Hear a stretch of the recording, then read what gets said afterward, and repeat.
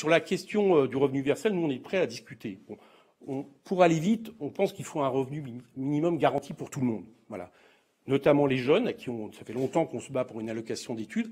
Tout ça étant au seuil de pauvreté. Voilà. C'est ça la mesure qu'on veut mettre en avant, avec accolé à la question du partage du temps de travail, du travail, plutôt peut-être qu'un revenu universel qui donnerait les mêmes revenus au départ à tout le monde, y compris, par exemple, du coup, aux milliardaires dont on nous dit l'an dernier qu'ils se sont enrichis de 175 milliards.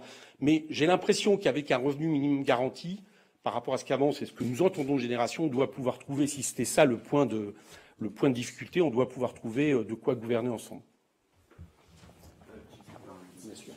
On a la même... j'ai rien à rajouter aux précisions que vient de donner Eric, sinon une. Il faut faire attention au piège des mots qui peuvent, dans différentes bouches, désigner des choses complètement différentes. Alors, dire revenu universel crée l'obligation de regarder ce qu'il y a dedans.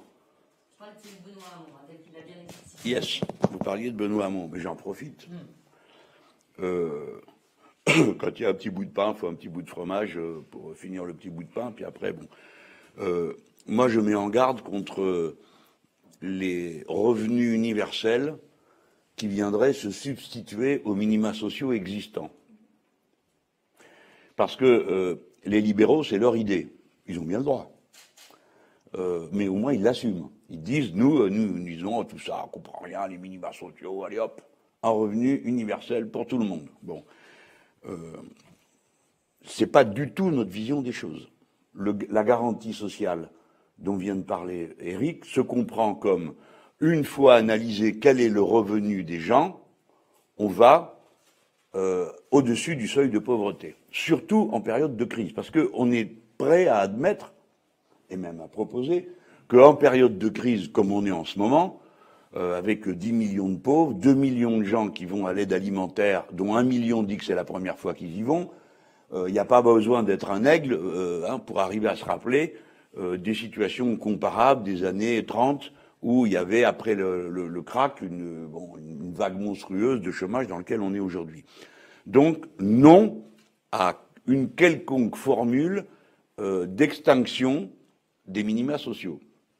D'abord parce que le coût pour la société n'est pas le même, et deuxièmement parce que les minima sociaux, c'est quand même une forme intelligente d'adéquation de l'allocation en fonction de la situation des gens. Donc, pardon, pas pour faire du mauvais humour, ni des blagues détestables, mais il est assez curieux que d'aucuns qui m'accusent d'avoir une vision centralisée de la planification, bon, ce qui n'est naturellement pas notre cas, puisque nous pensons que la planification doit reposer sur les communes, mais que les mêmes puissent proposer un revenu universel qui remplace les minima sociaux, mais fort heureusement, personne n'a eu la curiosité de poser la question. Donc l'intéressé a pu passer à travers les gouttes. Et donc, vous avez entendu un parti de la gauche traditionnelle expliquer que, il supprimerait toute une série de minima sociaux. Tout ça pour arriver à un revenu qui est le RSA plus 100 €, moyennant le fait que tout le reste disparaît. Donc, je plaide pour que un peu de sérieux dans la discussion sur les allocations sociales. Parce que ce sont des choses qui ont été élaborées au fil de décennies de négociations collectives, d'accords de branche, d'accords entre les syndicats, le patronat et les gouvernements, et ça se règle pas comme ça d'un claquement de doigts, où arrive un petit génie qui a trouvé l'idée mieux que tout le monde, et qui, d'un claquement de doigts, règle tout ça en détruisant tout. Parce que j'ai vu des propositions, il reste plus rien. Il n'y a plus de minima sociaux, ou seulement certains, on ne sait pas pourquoi cela plutôt que d'autres, pourquoi l'APL disparaît un cours et apparaît une autre fois, suivant les déclarations. Donc, je voulais dire ça pour compléter ce qu'a dit tout à l'heure Éric Coquerel. Nous ne sommes pas d'accord pour que, dans une situation pareille, il y a un système institutionnel qui décrète que vous êtes dans la pauvreté et vous y restez, parce que ça revient à ça quand on dit qu'on ne fait rien, quand on a X millions de personnes qui sont en dessous du seuil de pauvreté et qu'on ne les aide pas à franchir ce seuil, ça veut dire que, la société trouve normal que des gens soient en dessous du seuil de pauvreté. Bon, ça c'est une chose. Détruire tout le système des allocations sociales en raison de cette situation d'exceptionnelle gravité, non. Voilà. Alors j'avais observé pendant la campagne, parce que vous l'avez sans doute noté vous aussi, que le revenu universel, dont on est prêt à discuter, hein, mais je l'ai déjà dit, je le répète, vous voulez parler de ça, on en parle sérieusement, le crayon à la main, et en montrant comment c'est compatible avec le reste des réformes qu'on entend faire et des changements aussi profonds que ceux qu'on entend faire.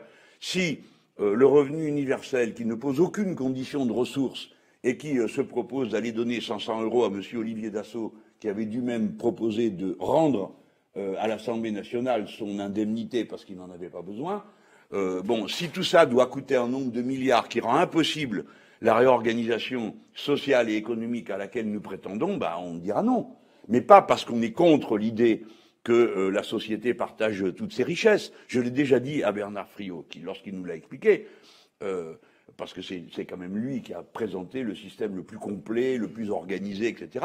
Je lui dis oui, mais d'accord, mais pour faire ça, il faut collectiviser toute la plus-value. Et lui m'a répondu oui, en effet, il n'y a plus qu'à. Hein.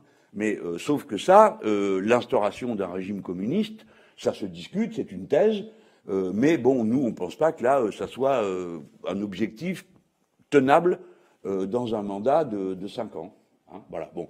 Donc, OK pour en parler, d'accord pour comprendre que les conditions sociales générales d'un pays qui produit toujours plus de richesses avec toujours moins de temps de travail, ça se discute, on est à une autre étape de la civilisation humaine, d'accord, on l'a compris, mais pour autant, ça ne doit pas être le concours Lépine de la manière de saccager, sans y réfléchir plus que ça, le système des allocations sociales. Parce que voyez-vous, si vous avez tel niveau ou tel minima social, en général, c'est lié à des situations objectives. Bon, j'espère que vous le comprenez bien, il n'y a aucune acrimonie dans ma position, même si je l'exprime de manière un peu piquante. Hein, nous sommes prêts à parler de tout, mais le crayon à la main et avec des garanties dont nous serons toujours les défenseurs. Les droits sociaux acquis par la population de ce pays ne peuvent pas être mis en cause. Voilà, article 1. Et c'est pas nous qui ouvrirons la brèche de dire, ah ben ça, on peut commencer à enlever telle alloc, celle-là aussi, etc. Non. La gauche traditionnelle a assez fait de bêtises dans ce domaine. Je rappelle que le renversement du Code du travail par M. Macron n'a été possible que parce qu'ils avaient déjà, eux, avant, avalé la loi El Khomri. Et s'ils avaient résisté un peu plus correctement, on aurait été dans de meilleures conditions pour empêcher le saccage du Code du travail. Donc, OK pour l'amnistie, mais pas d'accord pour l'oubli. C'est-à-dire, les bêtises qui ont amené la gauche traditionnelle au néant dans lequel elle se trouve aujourd'hui, eh ben, il faut en prendre la mesure. Et nous réclamons pour nous, d'un bout à l'autre de cette campagne, d'un bout à l'autre de notre identité politique, que les marqueurs sociaux, le fil de l'égalité sociale restera notre conducteur, y compris pour analyser les situations sanitaires et écologiques. Je suis très surpris de voir que, alors qu'on continue à blablater sur la pandémie comme on le fait, personne n'interroge la cause des épidémies. Personne n'a l'intention d'y toucher. Si on a interdit les élevages de visons, voilà, les élevages intensifs de visons, mais les élevages intensifs alors qu'en plus dans quelques années. Oui, pas pour tout de suite, parce qu'avec eux, c'est jamais maintenant. C'est comme pour les glyphosates. T'as raison de le rappeler, parce qu'ils nous ont déjà fait le coup une fois avec le glyphosate. Mais les élevages ultra-intensifs de bétail, que ce soit les vaches, les cochons, ou je ne sais quoi, ou la volaille, qui est un des principaux transmetteurs de virus aux humains par la zoonose, nulle part dans le monde, qui que ce soit, n'a parlé de remettre en cause le principal vecteur de diffusion. Mais vous voyez que la cause de ces modes d'élevage, elle est sociale.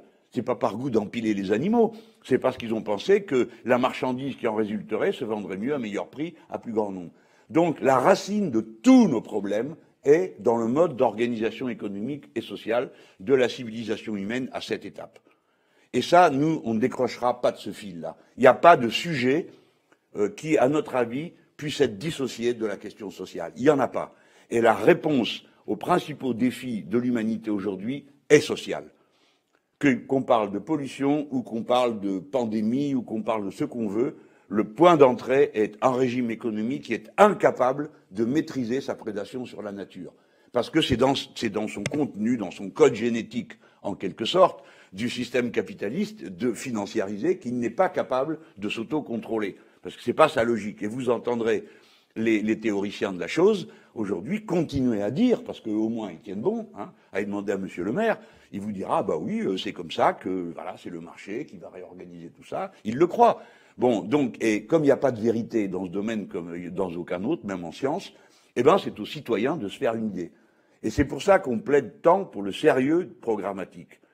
Parce que, d'abord, parce qu'on ne craint rien sur ce sujet, parce que vous ne nous laissez pas un millimètre de flou, de doute depuis 3 campagnes, donc ça nous a endurcis. Mais parce qu'on aimerait bien que tout le monde en soit à ce niveau de précision et arrête de faire des déclarations d'un niveau de généralité tel que, bon, bah, à la fin, tout est vrai en même temps, tout est faux en même temps et on ne sait pas où on en est. Voilà pour ce qui est du revenu universel. D'accord pour discuter, pas d'accord pour saccager le système des allocations sociales.